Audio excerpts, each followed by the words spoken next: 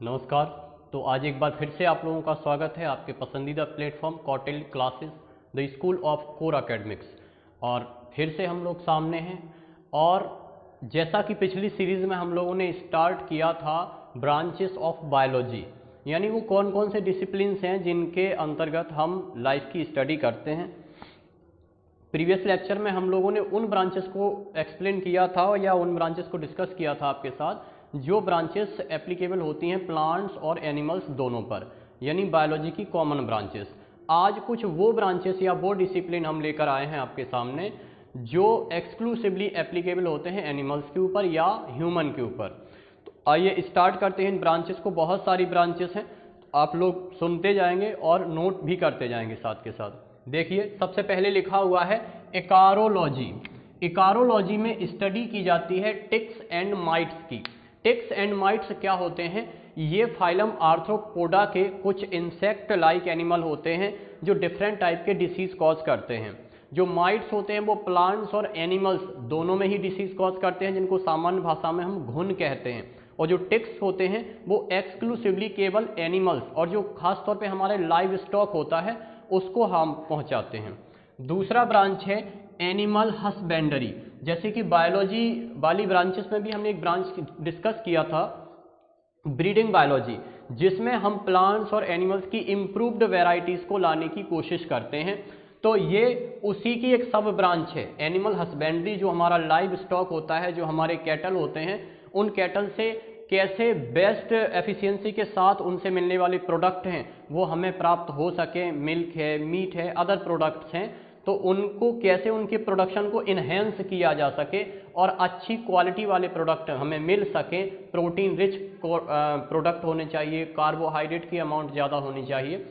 तो इसके अंदर जो भी प्रोसीजर किए जाते हैं वो ब्रांच कहलाती है animal husbandry. Number 3 anthropology. Exclusively human से रिलेटेड ये ब्रांच है जिसमें ह्यूमन के मेंटल डेवलपमेंट, उसके जो रीति रिवाज हैं उनका अध्ययन किया जाता है और जो एंशिएंट ह्यूमन की हिस्ट्री है उसका भी इसमें स्टडी किया जाता है। नेक्स्ट ब्रांच है एंजियोलॉजी। एंजियोलॉजी जो ब्रांच है इसमें हम स्टडी करते हैं ब्लड वेसल्स, लिम्फ वेसल्स की, या प्रिसाइजली कहें तो हम इसमें स्टडी करते हैं सर्कुलेटरी सिस्टम की।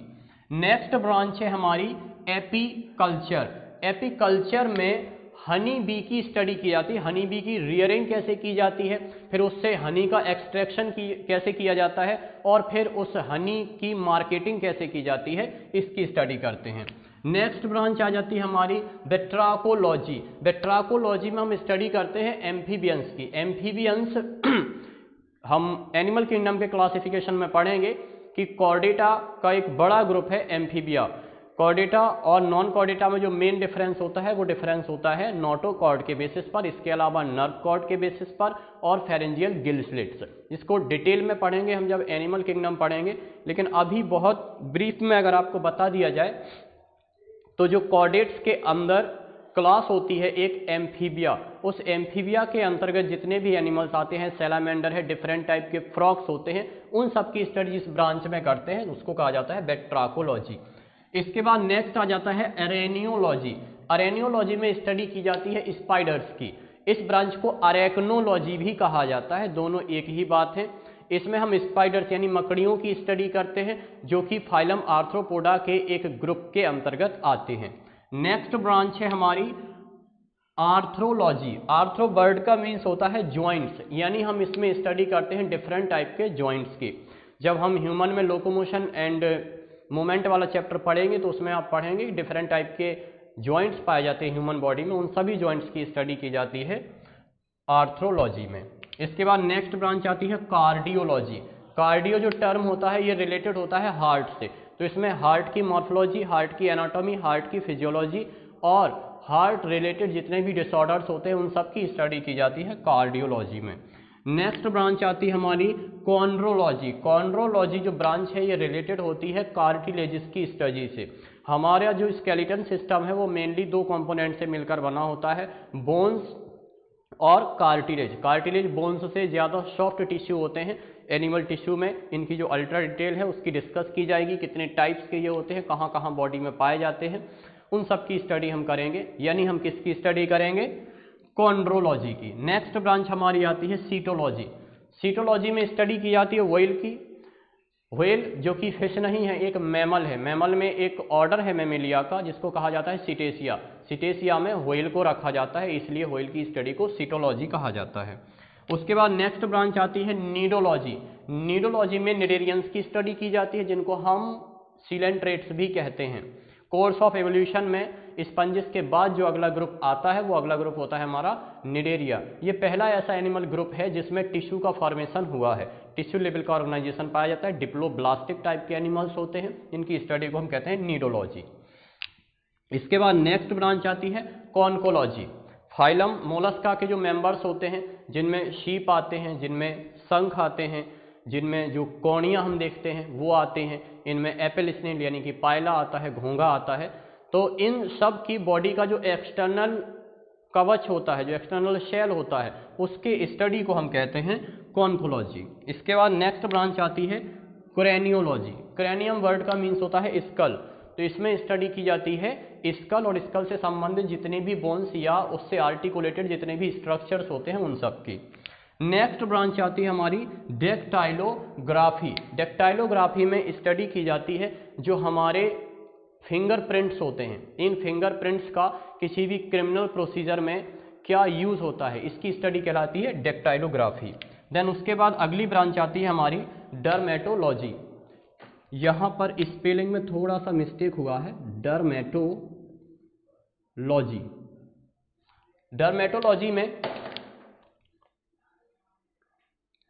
डर्मेटोलॉजी में स्टडी की जाती है डर्मिस की। डर्मिस मीन्स स्किन की स्ट्रक्चर क्या है, उसमें कितनी लेयर्स पाई जाती हैं, कौन कौन से एसोसिएटेड स्ट्रक्चर्स हैं, कौन कौन सी ग्लैंड्स पाई जाती हैं, स्किन से रिलेटेड कौन कौन सी डिसीज होती हैं और उनका ट्रीटमेंट कैसे किया जाता है, इसकी स्टडी को कहते हैं डर्मेटोलॉजी। इसके बाद अगला आता है डिस्टीलियोलॉजी। डिस्टीलियोलॉजी में स्टडी की जाती है रूडिमेंट्री ऑर्गन्स की। वो ऑर्गन्स जिनका रिक्वायरमेंट नहीं होता है, जिनकी ज़रूरत नहीं होती है, उन ऑर्गन्स को हम कहते हैं रूडिमेंट्री ऑर्गन्स, या जो बहुत अविकसित अवस्था में पाए जाते हैं, उन ऑर्गन्स की स्टडी को कहते हैं डिस्टीलियोलॉजी। नेक्स्ट है एंडोक्राइनोलॉजी। इसमें स्टडी करते हैं हम बॉडी में पाए जाने वाले डिफरेंट टाइप के एंडोक्राइन ग्लैंड्स और कुछ जो एंडोक्राइन स्ट्रक्चर्स होते हैं उनसे रिलीज होने वाले हार्मोन्स, उन हार्मोन्स की एक्सेसिव अमाउंट या उन हार्मोन की लेस अमाउंट, इट मीन्स कि उनका हाइपो या हाइपर सिक्रेशन जो होता है उससे कौन कौन से कॉम्प्लिकेशंस बॉडी में डेवलप हो जाते हैं, उन सब की स्टडी को हम कहते हैं एंडोक्राइनोलॉजी। नेक्स्ट ब्रांच आती है इसमें एंटोमोलॉजी। ये भी आर्थ्रोपोडा के जो मेंबर्स होते हैं, इंसेक्ट जिनको हम हेक्सापोडा कहते हैं, बिकॉज इनमें 6 लेग्स पाई जाती हैं, सबसे बड़ा ग्रुप है आर्थ्रोपोडा के अंदर, सबसे बड़ा क्लास है। इनके जो मेंबर्स हैं इंसेक्ट, उनकी स्टडी को कहा जाता है एंटोमोलॉजी। उसके बाद नेक्स्ट ब्रांच आती है एथिक्स, जिसको हम नीति शास्त्र कहते हैं, जो कि मेनली रिलेटेड होता है ह्यूमन से। यहाँ पर ह्यूमन की जो मेंटल फैकल्टीज़ हैं उनका डेवलपमेंट कैसे हुआ है, ब्रेन का इन्हेंसमेंट कैसे हुआ है, इनसे रिलेटेड सारे स्टडीज़ किए जाते हैं, कल्चरल जो डेवलपमेंट है उनसे रिलेटेड। नेक्स्ट ब्रांच इसके बाद आ जाती है हमारी ईथोलॉजी, जिसको कहा जाता है आचार शास्त्र। इसमें स्टडी की जाती है ह्यूमन के जो बिहेवियर है उसकी स्टडी की जाती है, मानव या जंतुओं के व्यवहार से संबंधित विज्ञान है। नेक्स्ट ब्रांच आती है गायनेकोलॉजी। गायनेको टर्म जो होता है वो फीमेल से रिलेटेड होता है, यानी इसमें स्टडी की जाती है फीमेल रिप्रोडक्टिव सिस्टम की। जब हम लोग रिप्रोडक्टिव बायोलॉजी पढ़ेंगे ह्यूमन में तो उसमें फीमेल रिप्रोडक्टिव सिस्टम पढ़ना होगा, जिसमें फीमेल के गोनाड्स पढ़ने होंगे, उससे एसोसिएटेड कुछ स्ट्रक्चर्स पढ़ने होंगे और कुछ सेक्स ग्लैंड्स पढ़नी होंगी। इन सब की मिली जुली जो स्टडी होती है उसको कहा जाता है गायनेकोलॉजी। के बाद नेक्स्ट ब्रांच आती है हीमेटोलॉजी। हीम वर्ड जहाँ भी आता है, हीम वर्ड का मीन्स होता है ब्लड, तो इसमें हम स्टडी करते हैं ब्लड की। ब्लड के कौन कौन से कंपोनेंट होते हैं उनकी स्टडी की जाती है, ब्लड से रिलेटेड कौन कौन से डिसऑर्डर्स होते हैं उन सब की स्टडी की जाती है। नेक्स्ट ब्रांच हमारी आती है हेलमिन्थोलॉजी। हेलमिन्थोलॉजी वो ब्रांच है जिसमें हम स्टडी करते हैं रेप्टाइल्स की। रेप्टाइल्स जो बर्ड है वो रेप्टम से बना है, रेप्टम का मीन्स होता है क्रीपिंग यानी रेंगने वाले। तो इसमें जिन ऑर्गेनिज्म की स्टडी की जाती है रेंगने वाले जंतु आते हैं।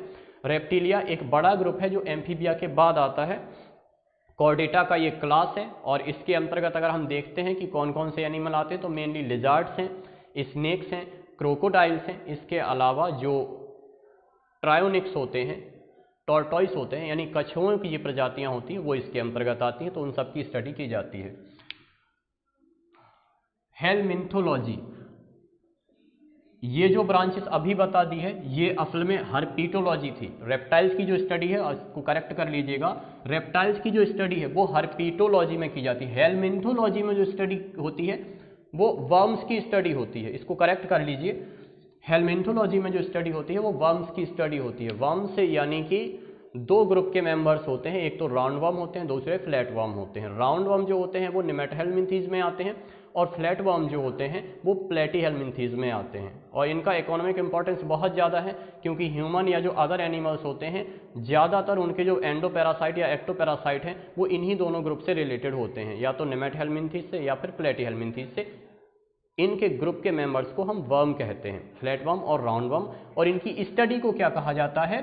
हेलमिंथोलॉजी। उसके बाद जो अगला ब्रांच है वो है हेपेटोलॉजी। हेपेटिक टर्म का मीन्स होता है लीवर, तो लीवर, उसका स्ट्रक्चर, उससे जितने भी फंक्शन हैं उनकी स्टडी और उससे रिलेटेड जो भी डिसऑर्डर्स होते हैं उन सब की स्टडी को कहा जाता है हेपेटोलॉजी।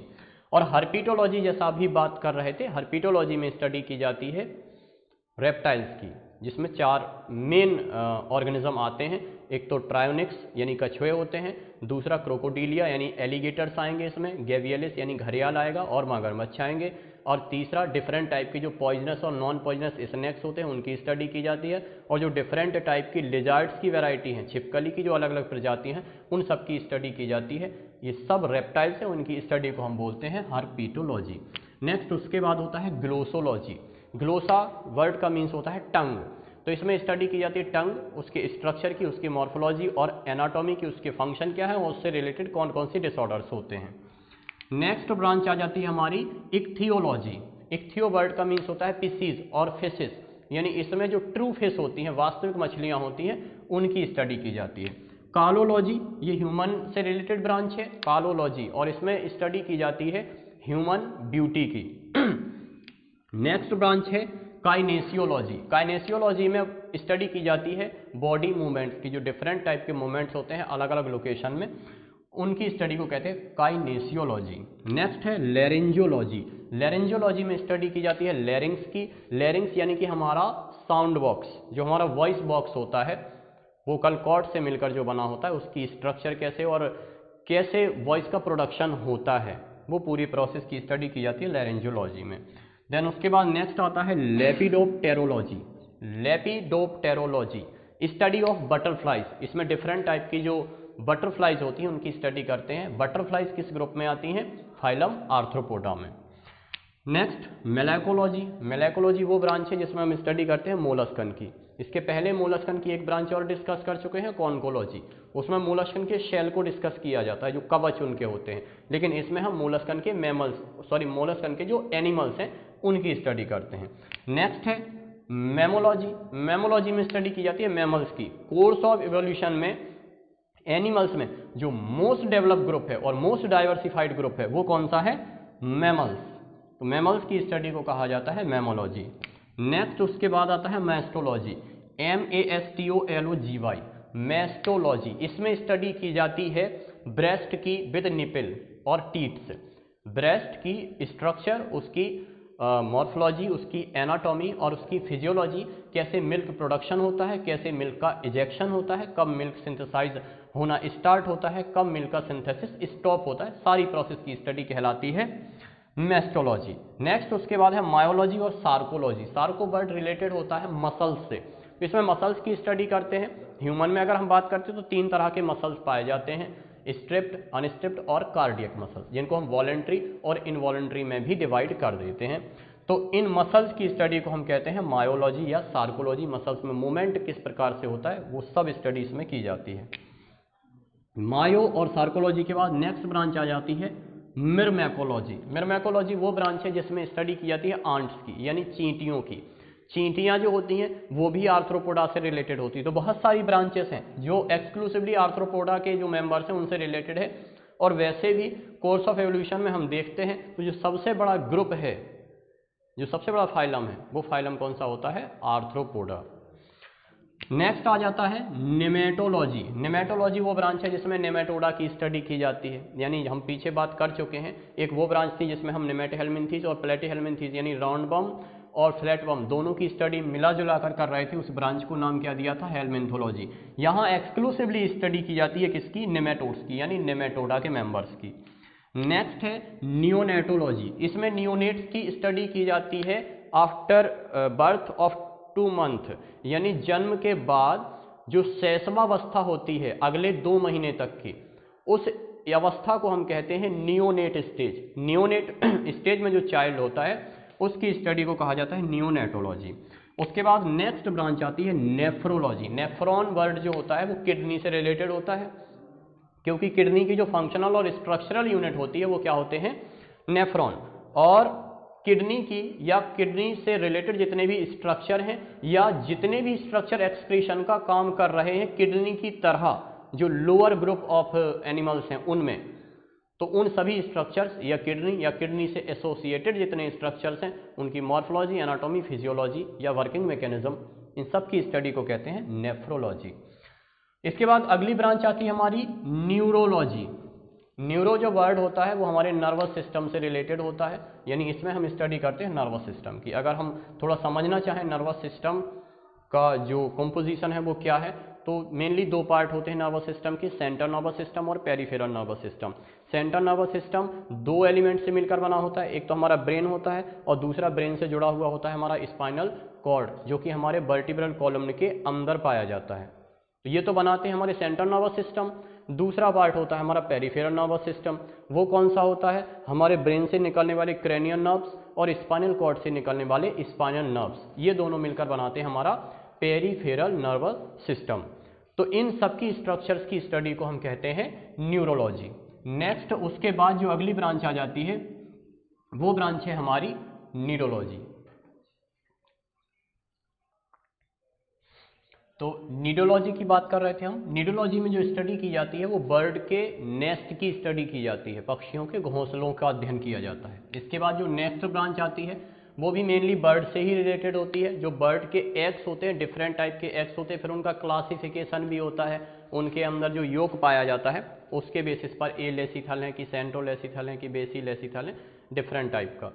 तो एक्स की स्टडी को हम कहते हैं ऊलॉजी। उसके बाद नेक्स्ट ब्रांच आती है सिंडेस्मोलॉजी, SYNDESMOLOGY।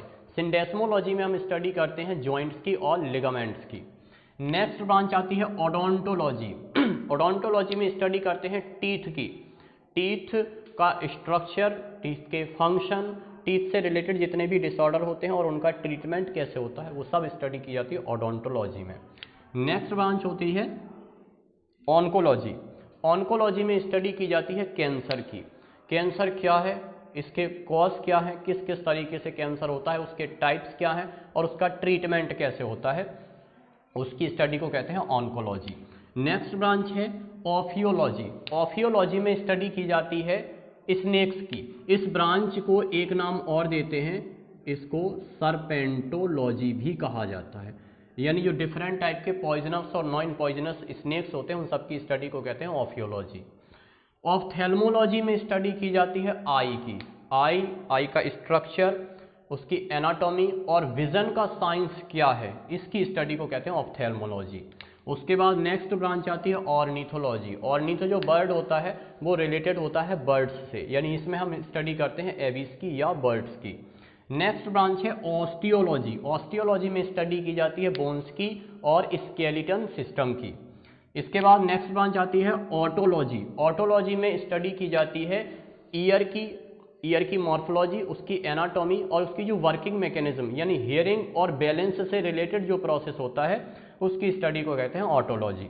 इसके बाद नेक्स्ट ब्रांच आ जाती है पैराजूलॉजी। पैराजूलॉजी में स्टडी की जाती है पॉरीफेरेंस की, या जिनको हम स्पंजिस कहते हैं, इसलिए पैराजूलॉजी को हम स्पंजोलॉजी भी कहते हैं। इसके बाद नेक्स्ट ब्रांच आ जाती है हमारी फ्रेनोलॉजी। फ्रेनोलॉजी वो ब्रांच है जिसमें हम स्टडी करते हैं ब्रेन की, ब्रेन उसका स्ट्रक्चर और ब्रेन का फंक्शन क्या है, इसकी स्टडी को कहते हैं फ्रेनोलॉजी। Proctology, PROCTOLOGY। प्रोक्टोलॉजी में स्टडी की जाती है हाइंड गट और रेक्टम की। हाइंड गट क्या है, हमारा जो लार्ज इंटेस्टाइन है उसके 3 पार्ट होते हैं, कोलन, सीकम और रेक्टम। तो जो कोलन वाला हिस्सा है उसको हाइंडगट कहा जाता है और तीसरा हिस्सा रेक्टम है। इन दोनों की स्टडी को कहा जाता है प्रोक्टोलॉजी। इसके बाद नेक्स्ट ब्रांच होती है स्प्लैंक्नोलॉजी, जिसमें हम स्टडी करते हैं विसरल ऑर्गन्स की, आंतरांगों का अध्ययन इसमें किया जाता है। उसके बाद नेक्स्ट ब्रांच है राइनोलॉजी। राइनो वर्ड जो होता है वो नोज से रिलेटेड होता है, तो इसमें नोज और नोज से रिलेटेड जितने भी डिसऑर्डर्स होते हैं और उनका ट्रीटमेंट, इन सब की स्टडी की जाती है राइनोलॉजी में। सौरोलॉजी नेक्स्ट ब्रांच है, जिसमें हम रेप्टिलिया ग्रुप के एक एनिमल्स की स्टडी करते हैं जिनको कहते हैं लिजार्ड्स। इसके बाद नेक्स्ट ब्रांच होती है सेरीकल्चर। सेरीकल्चर में स्टडी की जाती है सिल्कवर्म की। सिल्कवर्म क्या होते हैं? सिल्कवर्म फाइलम आर्थ्रोपोडा के मेंबर्स होते हैं। इनसे हमें सिल्क ऑब्टेन होता है और ये कुछ पर्टिकुलर प्लांट्स पर रहते हैं। तो उन प्लांट्स पर सिल्कवर्म का कल्चर कैसे किया जाए, इनका पालन कैसे किया जाए, फिर उनसे जो सिल्क हमें मिल रहा है उस सिल्क को, रेशम को कैसे आइसोलेट किया जाए, फिर उसकी प्रोसेसिंग की जाती है और फिर उसकी मार्केटिंग की जाती है। ये पूरा का पूरा प्रोसीजर जो है उसकी स्टडी करते हैं हम सेरीकल्चर में। इसके बाद नेक्स्ट ब्रांच आ जाती है हमारी ट्रोमेटोलॉजी। ट्रोमेटोलॉजी, ट्रॉमा जो वर्ड होता है इसका मीन्स होता है वुंड्स, यानी घाव। तो इसमें जो स्टडी की जाती है वो वुंड्स की स्टडी की जाती है, घावों का अध्ययन किया जाता है, डिफरेंट टाइप के वुंड्स और उनका ट्रीटमेंट कैसे किया जाए।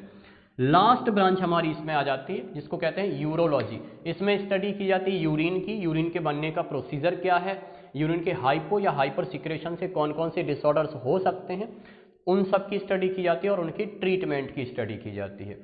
तो आज के लिए बहुत सारी ब्रांचेस थी। ये सब की सब वो ब्रांचेस हैं जो एक्सक्लूसिवली रिलेटेड होती हैं या तो एनिमल से या तो फिर ह्यूमन से रिलेटेड होती हैं। आई होप कि आपको ये ब्रांचेस समझ में आई होंगी। थोड़ा सा स्पीड में रहा आज, क्योंकि अल्ट्रा डिटेल में हम इनकी ब्रांचेस की नहीं गए हैं अभी। अल्ट्रा डिटेल में तो हमें चलना ही है, क्योंकि जब चैप्टर में एक एक ब्रांच को हम डिस्कस करेंगे तो हर ब्रांच को अल्ट्रा डिटेल में पढ़ा जाएगा। फिर भी अगर इनमें से किसी ब्रांच के बारे में आप लोगों को समझ में नहीं आया है तो कमेंट बॉक्स में आप लोग ज़रूर बताएं कि आपको किस ब्रांच में प्रॉब्लम रही है। इसके अलावा जितनी ब्रांचेस यहाँ पर जूलॉजी की हम लोगों ने डिस्कस करी हैं आज, अगर इसके अलावा कोई और ब्रांचेस भी आपको समझ में आती है, मोस्ट वेलकम, आप कमेंट बॉक्स में उस ब्रांच को ज़रूर बताएं। तो आज के लिए हम इतना ही रखते हैं। इसके बाद जो अगली सेशन में हम लोग आएंगे तो उसमें हम उन ब्रांचेस को डिस्कस करेंगे जो पर्टिकुलर रिलेटेड होती हैं प्लांट साइंस से। तो आज के लिए विदा दीजिए, धन्यवाद।